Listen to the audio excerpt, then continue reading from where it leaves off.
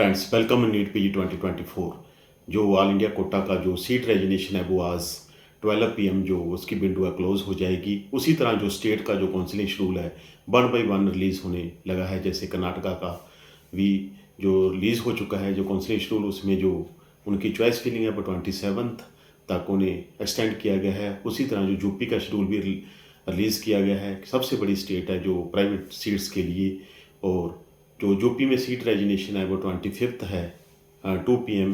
परंतु ये स्टूडेंट्स, बहुत स्टूडेंट्स जिन्हें जैसे ऑल इंडिया कोटा का 25 को रिजल्ट आएगा उससे काफ़ी ज़्यादा इफेक्ट करेगा। वो स्टूडेंट्स कैसे सीट जो रिजाइन करेंगे, जिनका जैसे 25 को जो रिजल्ट आता है और 25 को ही आपने सीट जो रिजाइन करनी है 25 2 PM तक, इट इज़ नॉट पॉसिबल।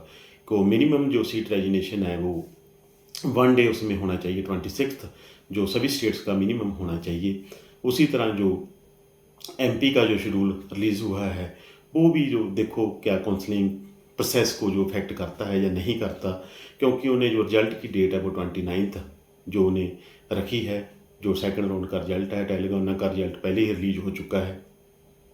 ये काउंसलिंग प्रोसेस है जो MP के रिजल्ट के कारण देखो 4 और 5 डेज एक्सटेंड भी किया जा सकता है, परंतु अभी तक इसके बारे में कुछ नहीं पता, क्योंकि 29 अगर उसका रिजल्ट डिक्लेयर होता है वो भी सीट रिजाइन करने का टाइम मांगेंगे। फिर 31 तक जो रिजल्ट ऑल इंडिया कोटा का रिलीज़ होगा। परंतु अभी तक तो सिर्फ ये एक्सपेक्टेशंस है, अभी ऐसा हो सकता है MCC जो MP को इग्नोर भी किया जा सकता है एक स्टेट को।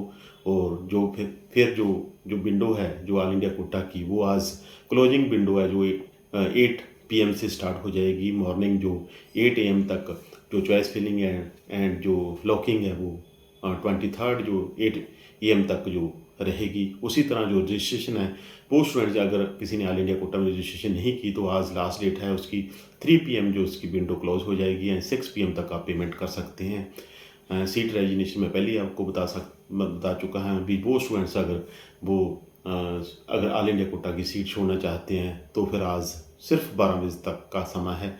और स्टेट की जो रेजिग्नेशन की है वो भी डेट बढ़ रही है। हो सकता है कि सभी स्टेट्स हैं जो 26 एंड 27 जो सीट रेजिग्नेशन की डेट बढ़ाएं, क्योंकि ऑल इंडिया कोटा का जो रिजल्ट है वो 25 को आएगा और उसके बाद उन्हें भी 1 या 2 दिन समय चाहिए ताकि जो सीट ब्लॉकिंग है कम से कम हो। सीट ब्लॉकिंग फिर ही कम हो सकती है अगर ये सीट रेजिग्नेशन और जो रिजल्ट में स्टेट्स का और ऑल इंडिया कोटा का आपस में जो भी डेज का जो अंतर है वो होना चाहिए। और ये जो सब कुछ जो कंफ्यूजिंग चलता रहता है इसका बस यही एक सलूशन है कि नेक्स्ट ईयर अगर 1 प्लेटफार्म पर ये काउंसलिंग हो फिर ही हो सकता है, नहीं फिर ये सब कुछ ऐसा ही चलता रहेगा। जो काउंसलिंग प्रोसेस है जो 3 महीने का होता है वो 6 महीने में हर साल ही ऐसे ही बढ़ता रहेगा। इसीलिए और जो NRI डॉक्यूमेंट्स का जैसे स्कैम है जो MP में है या अदर स्टेट्स में है, वो NRI स्टूडेंट्स भी दिस ईयर जैसे काफ़ी ज़्यादा बढ़े हैं।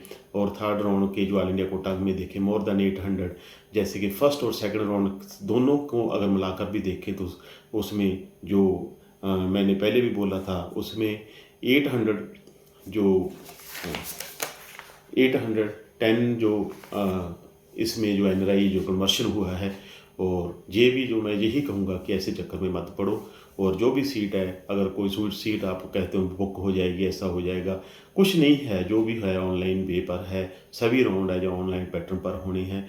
और सभी स्टूडेंट्स को मैं यही कहूँगा कि प्रॉपर वे चॉइस फिलिंग कीजिए, स्मार्ट वे चॉइस फिलिंग कीजिए, पूरे ध्यान में रख कर कीजिए कि कौन सा कॉलेज किस रैंक पर गया है। परंतु जो भी उसके मेरिट्स एंड डीमेरिट्स है कॉलेज फिल करने से पहले आपको मालूम होना चाहिए, फीस स्ट्रक्चर मालूम होना चाहिए, क्योंकि थर्ड राउंड है। अगर आपने सीट ले ली और सीट आप ज्वाइन कर ली तो छोड़ नहीं सकते। अगर आपको मिल गई तो फिर भी आप जो ये counselling process all India quota से बाहर हो जाएंगे। कुछ स्टेट्स ऐसे भी हैं जहां पर आप पार्टिसिपेट नहीं कर सकते। ये सभी बातों का ध्यान रखकर ही जो चॉइस फिलिंग करना